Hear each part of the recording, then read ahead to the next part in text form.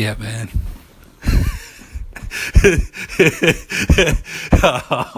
I'm sorry, y'all, man. He from over here smiling at me, man. It's DJ Treylow podcast for this week. I was just checking out the news.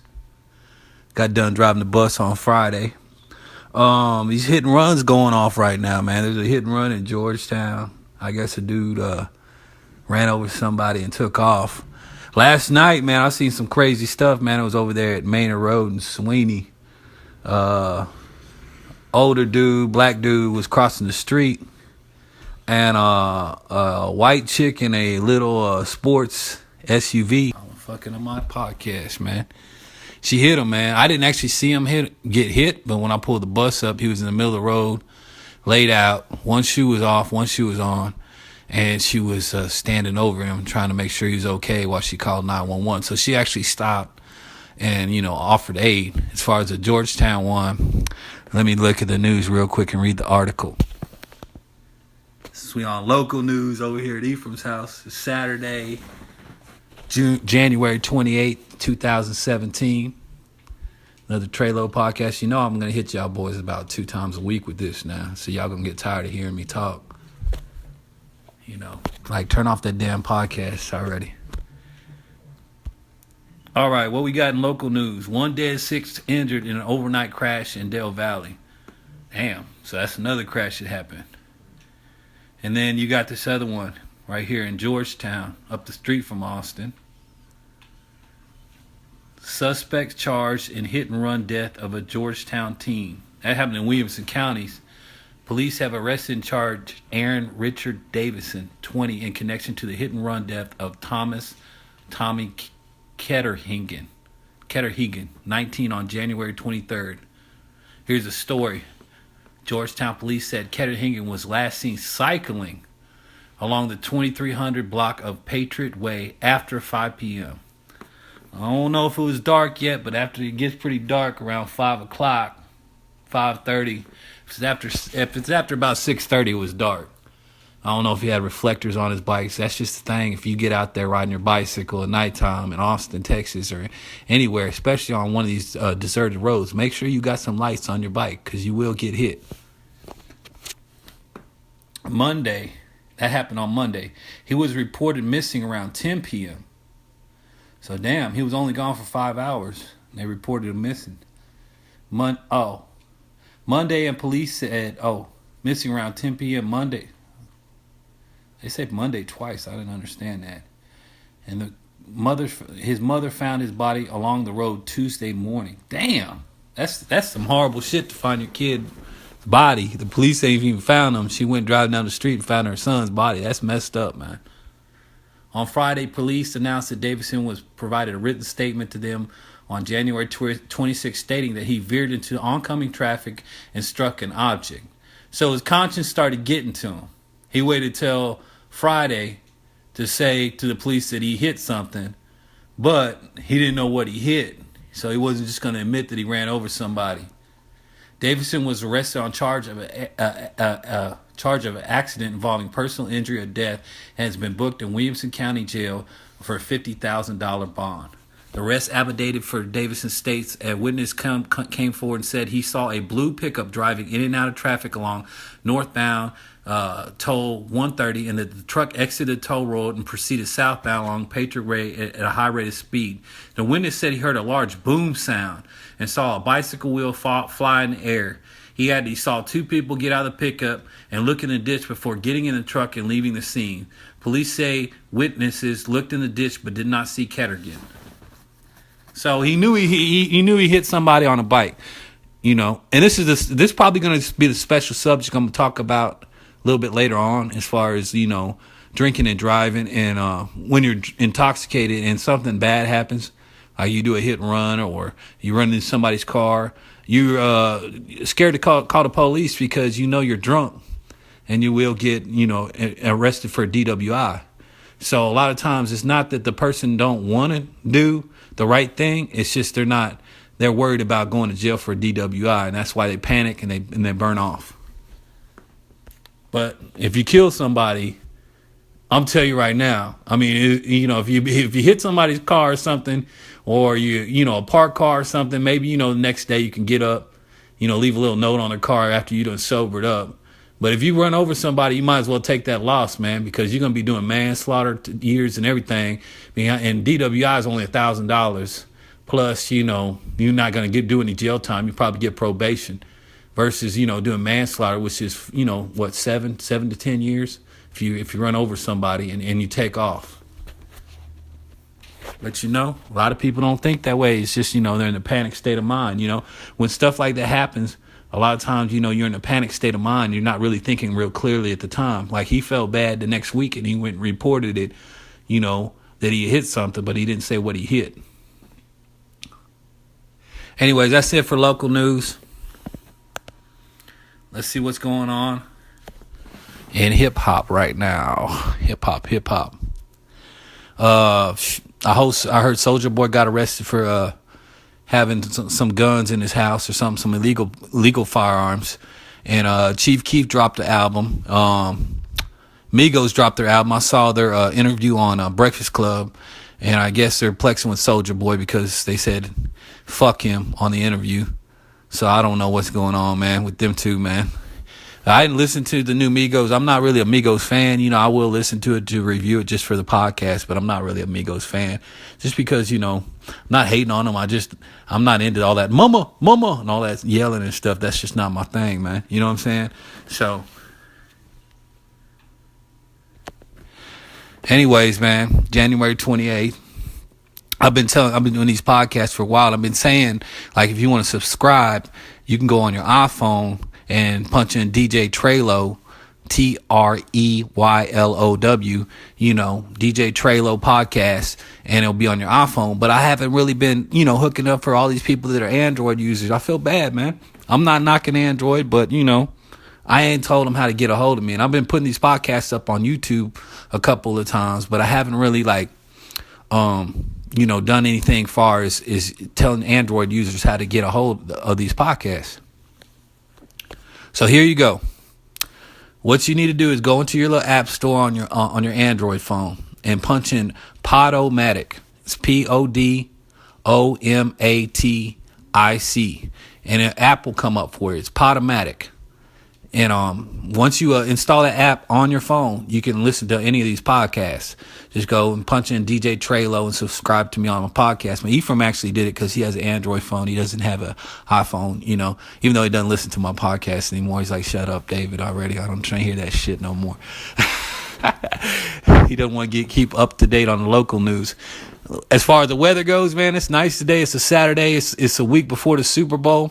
Ephraim had picked the Falcons. I think he's rolling with the Falcons. I don't know what he's doing Super Bowl Sunday, but he's more than welcome to come through, or we might go to a bar and check out the game, but he might have to be working.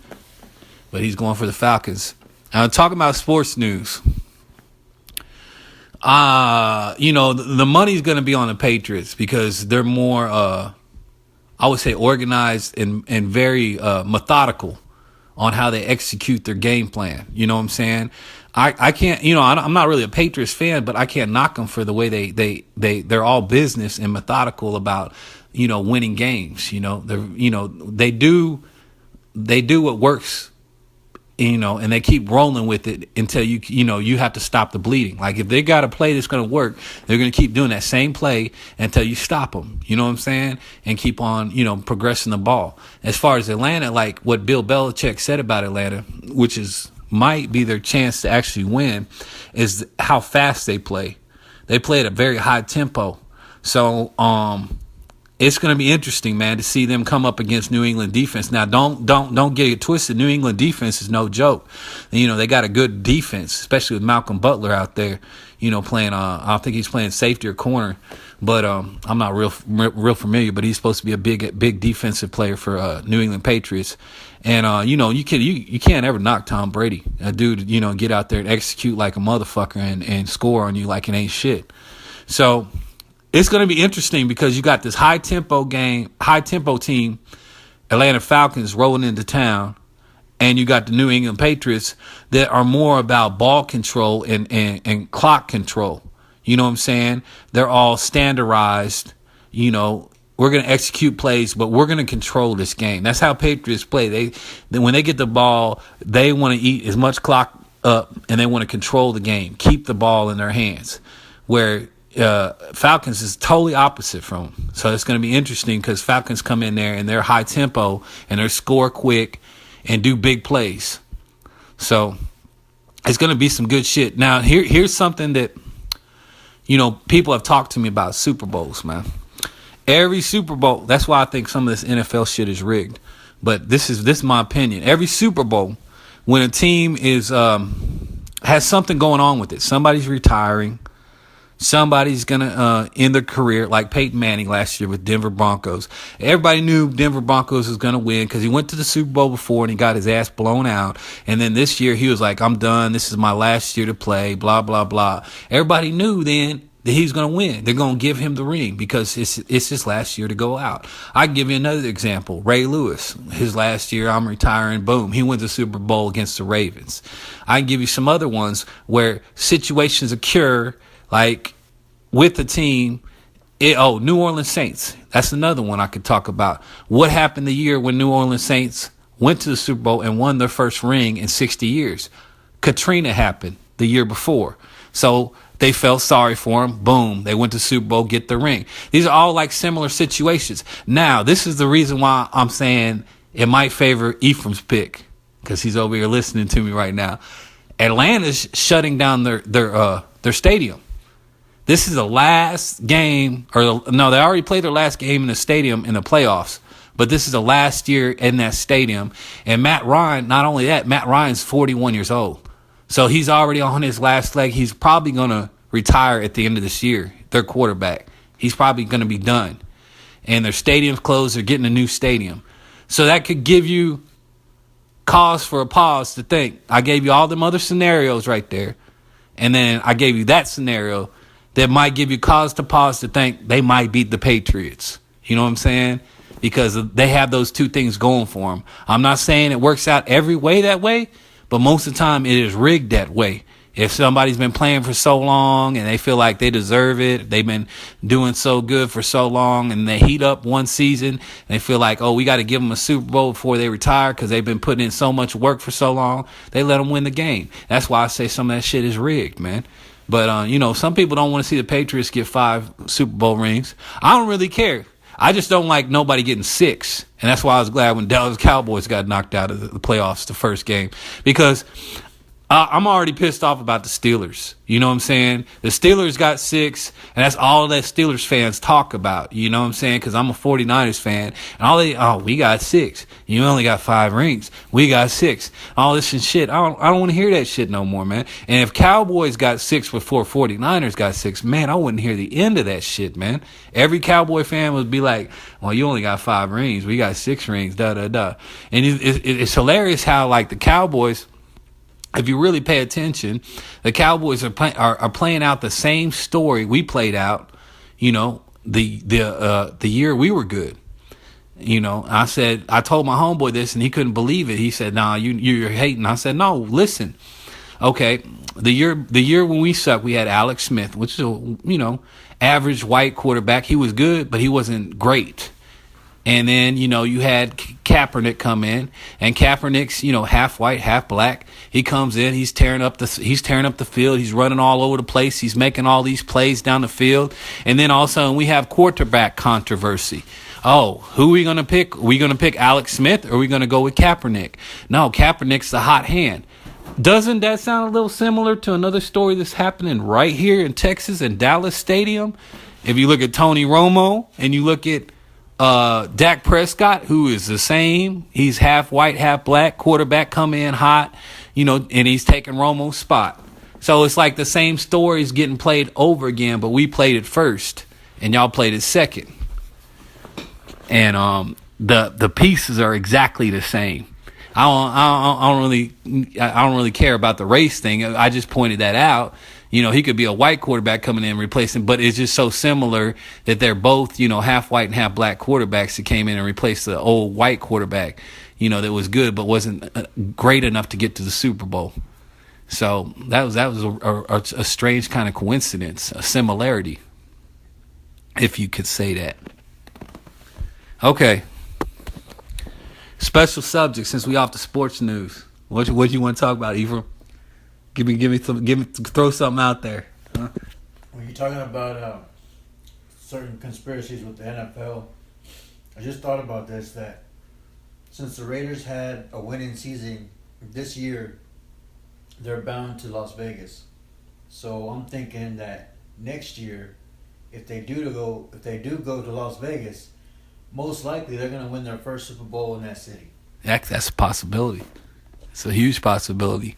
But think about this. When we moved our stadium from San Francisco to Santa Clara, we was all like, we're going to go to the Super Bowl this year.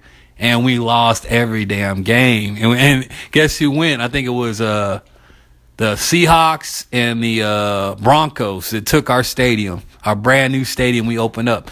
But Vegas, I have to see that, man. Are you still going to roll with Vegas? Are you still going to roll with Raiders if they're Vegas Raiders instead of Oakland Raiders? Raiders for life. Okay. You heard that. End of discussion. I don't know, man, because like a lot of these Houston Oilers fans down here, when they moved up to Tennessee and became the Tennessee Titans, they just quit being fans of the Tennessee Titans. And then, Houston Texans came along, and I still see Houston Oilers fans that aren't even fan of Houston Texans. They just stay a Houston Oilers fan, and they don't like the Texans or the Titans. But Ephraim said he's going to stay a Raider for life. So whether it's Oakland or Vegas, and his funny thing is, you never know. That's like something that could happen. But, you give that scenario too. I was saying with Atlanta, they're getting a new dome and they're moving. But I would say also the main thing with Atlanta was Matt Ryan being 41. He only got like maybe a year, 2 years left before he retires. And with the Raiders, when y'all went to the Super Bowl back in 2002, I think it was Rich Gannon. That was his last leg, right, when he was about to get out, because that was like his last year to play there. So I don't know if it's just a move, because I've seen other teams move. Like, say, for instance, this year, St. Louis Rams moved from St. Louis to L.A. What did they do? Not a damn thing. Lost almost every damn game in L.A. You know what I'm saying? And that was a brand new stadium. So you're thinking it really depends on. This is what I'm worried about with your Raiders. And this is what I told my homeboy who's a Raider fan. The thing about winning a whole lot, you're glad about your team being successful, and you're glad about your team being strong and making it to the playoffs. But the thing about winning a whole lot is within the next year, it's going to be a lot harder to win a whole lot, because the way the system is set up, they give you an easy schedule when you suck ass. Like, if you, say for instance, my 49ers, we won 2 games. Two games this last season. Next season, we're going to have all these sorry-ass teams to play that are probably not even in the 500. And, we'll probably whoop ass and we'll probably go to the playoffs because they're going to give us an easy schedule. The same way they do with teams that you win a lot. Like, say you won 11 games this year. Then next year, they're going to give you a harder teams to play. It's not going to be easy like boom, boom, boom, boom, boom. So really, next year is going to be your real test to see if your team's really like a good, solid team. Because if they can pull it off to where they can win like 2 or 3 years in a row and go to the playoffs every 2 or 3 years, then you got a good, solid team. I knew Jack Del Rio was going to get them together because he's a good coach. I mean, even though he coached in Jacksonville, he's a good coach. You just give him a year, 2 years, he's a good coach. And they got Derek Carr out there. He's doing pretty good. He's doing a lot better than his brother. You know what I'm saying? David Carr, who was a dumbass, who couldn't hold on to the ball. Mr. Sackmaster got sacked I think he got the NFL record for the most sacks. He never get rid of the ball. So at least his little brother doing something a little bit better than his older brother, because I thought that was going to be a failure for sure. I was like, Derek Carr, I was like, man, anything related to David Carr is going to be trash. But he actually turned out pretty good, man. And I think y'all would have made it past the first game. I think y'all would at least made it past the first game if you had kept him into the playoffs without him getting hurt. I don't know who you played. I think was it Texans, or it wasn't Texans. Yeah, it was the Texans I think you played. Mm-hmm. Oakland Raiders against the Texans, and they progressed to play the Patriots and got whooped. And then the Patriots beat what was it, the last week they beat the Steelers, And the Steelers, man, it was funny because they was mouthing off in the locker room or something. They had some kind of video where Antonio Brown was was mouthing off in the locker room before the game. And then when the game happened, like, he broadcasted on Facebook, and then, like, that's just motivation for the Patriots to kick your ass if you're mouthing off. Or, no, he wasn't mouthing off. His coach was mouthing off in the background, and he just accidentally recorded it to where his coach was like, we going to go see them Patriots next week. We going to fuck them up and all this and that. And, he recorded it, and it was like, in the locker room talk. Like, it was private. But it got out on the media, and then, Patriots used that. But, I mean, even it, like Bill Belichick said, it didn't matter whether they saw that or not. I knew they were going to take Steelers out. No problem. Because I knew the Steelers were not strong enough as the Patriots this year. I've been watching them play. And here's another thing that might favor the Patriots winning the Super Bowl. Tom Brady and everybody wants to see the NFL commissioner hand the trophy to Tom Brady because he fucked him on that suspension saying he cheated, and it was some bullshit. There wasn't even a good report. They just wanted to blame the Patriots for, cheating all them years, which they got away with, before then. But they made Tom Brady like, you deflated balls and you hid your cell phone. I'm telling you right now, whether the balls were deflated or not, he would have won that game. It was like 41 points, man. There was no way he would have lost even if the balls were inflated or not. So I don't really think that's a tactical advantage.ண்ட் just a preference that he doesn't like hard balls. That sounded fucked up.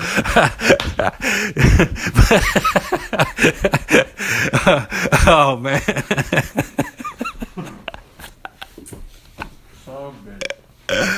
Anyways, man, we still on sports news. We ain't got a special subject, man. I ain't got nothing I can give y'all advice on, man. All right, maybe this is it. Main chicks and side chicks, man. I'm gonna tell you right now. A lot of chicks don't. Side chick always wants to be a main chick. A main chick always wants to not. You have any side chicks, But here's the thing. You can look at it like this. You got a main chick, just like a main course of meal. You can eat a steak, and you can survive just off the steak. But it would taste a lot better with a salad next to it. You know what I'm saying? Mashed potato, maybe. You know what I'm saying? But you can survive just off the steak. Now, if you got a side chick and she's a salad, and you're like, damn, thinking maybe I can, maybe your main chick pisses you off. Like, you're like, man, I'm done with this chick, man. I'm just gonna go ahead and break it off with her and hook up with my side chick. Do not do that. Do not do that. I'm telling you right now. If you have any kind of idea in your head to where you're going to cut off your main chick for your side chick, don't do it. Don't you listen to that Trinidad James song where they say side chicks? I cut my main bitch for my side bitch. That song is full of shit, man. I'm telling you right now, you cut your main bitch for your side bitch. There's a reason why they're side chicks. And I'm telling you right now, it might go smooth at first, but after a while, you're going to be like, damn, there's a reason why this girl was a side chick. And there's a reason why I didn't make her my main chick. And y'all going to wind up breaking it off, and then you lost out everything. You lost your main chick, you lost your side chick, and now you by yourself. So don't mess off your main chick for your side chick, even if she pisses you off, man. If you pissed off, just tell her, hey, I gotta, just leave me alone for a day or so, get over your anger, and then y'all can patch things up or something like that. So I guess that's my special subject. You got any advice on that subject, Ephraim? Oh, come on, man. I'm doing this podcast all by myself. He said he was going to help me out a little bit. I'm running out of air over here talking so much. I gave you an idea about the Raiders, and that was it. That's the only idea I had. He just giving me ideas about the Raiders, man. He can't even talk about the main chick, side chick stuff. How about this, man? Ephraim's a good dude. He believes in just having one main chick. And that's the way you should really roll, man. If you're really satisfied with one woman and she's really like meeting all your needs and expectations in life, and you're not like, you've not been through a lot of pain in the past where you got burned by a chick cheating on you that you were all in love with, and you never heal from that. You just scarred up. And you're just like, every time you get close to a good chick, you just like, fuck her, and you go fuck some hoes. You know what I'm saying? That's how a lot of these dudes are, man. Like, I know a lot of dudes, man, they're not trying to be players. It's the fact that they put all their effort into a relationship, that they really fell in love with this chick and really put everything in to make her happy. You know what I'm saying? And they wind up catching her cheating or fucking some other dude, especially if it's like one of their homeboys or something. And after that, it's pretty much a done deal, man. They're scarred for life. It's like they want to, get in a healthy relationship with the main chick that they love.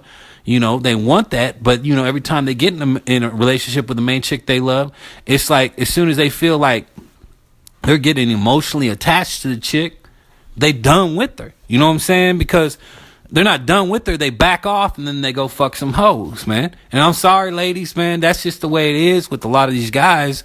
And it would take years and years of helping that person learn how to heal inside before they can actually trust somebody again and actually say, I'm gonna settle down with this chick and I'm not gonna fuck around on her and I'm gonna be a good man to her. But that's just the way guys are. I'm giving you a little insight on guys if there's any ladies listening to this podcast. And I shouldn't be giving us our homeboys our secrets away. You know what I'm saying? So we'll go back to main chick, side chicks, you can always cut your side chick off anytime you want. That's not a problem. You know what I'm saying? You get bored of her. And then here's the thing, like with side chicks, the best way to have a side chick is to have a side chick that already has a dude. That's the best situation can be in. Okay, so she just wants the ding-a-ling. Her dude's not paying her attention or something like that. So she comes over every now and then, gets her little piece and burns off. That's the best kind of side chick you can have because, she's not going to bring any emotions. She's not going to start, falling in love with you. But see, the thing is with that, a lot of those kind of chicks, they're real controlling. It's like they come over to get the ding-a-ling, but then they want to sit up there and tell you, where were you at the other day? I called you when you're busy. But they live with the dude. You know what I'm saying? It's like, come on, man. You can't control me and him. You know what I'm saying? You messing off on him, but you can't come over here and tell me what to do. Like, where were you at? What you doing? This and that. That's the everything's positive and negative. That's the negative to the situation. The positive part is she comes over here, gets some stuff from you, burns off. You don't have to sit up there and this is Ephraim, what he told me. You don't have to sit up there and after you get done having sex, she gives you this look and you see this look in her eyes and you think, damn, is she looks like she might be falling in love with me, even though she says, I'm just over here for sex and I just want to have some fun. You can always have that little look in her eyes when she's looking at you in the face. And Ephraim doesn't want to talk on that, but he told me that a couple weeks ago in a situation that not he was involved in, somebody else, So I was trying to cover for you, man. Quit laughing. Man, I can't help it. Oh well, no matter. It's what it is. Well, anyways, man, you don't want that look, man. You don't want that look to where she falling in love with you and you just using her for, a little piece of ass. And you make it clear. And I'm telling you, fellas, man, even if you make it clear to these chicks, man, say, hey, man, I just want to have sex. Because girls are like, I just want a guy that's honest. Just tell me the truth. If we just want to have sex, that's it. We're good. That doesn't work. That's a no-win situation. You can tell a chick all day, I just want to have sex.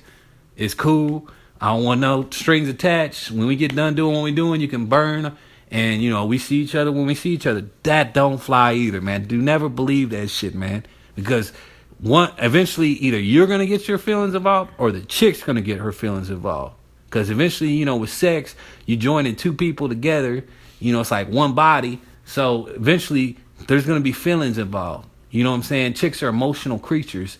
So when they do have sex, they give part of their spirit sometimes to that dude. Not prostitutes or whores, but like just normal chicks.